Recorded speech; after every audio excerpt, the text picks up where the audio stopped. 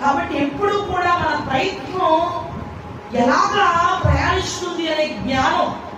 అందుకే జ్ఞానహీనులుగా మనం బ్రతకకూడదంటుంది వాక్యం. అజ్ఞానులుగా కూడా బ్రతకూడదంటుంది. అవివేకంతో ఎప్పుడు ఏది చెయ్యొద్దు. కర్మఫలము అంటారు. కర్మఫలం అంటే ఏంటి? ఏదైతే పని చేస్తున్నావో ఆ ఫలమే నువ్వు అనుభవిస్తున్నావు అని.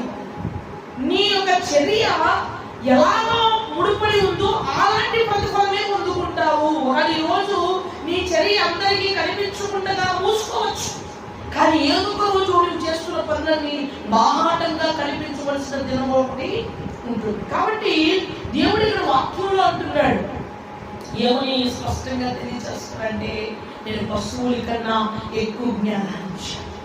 అది ఎలా బ్రతకాలో దానికి నేర్చుకుని చక్కగా తన యజమానుని ఎదిరిగిస్తే దానికి గట్టి ఉండదు.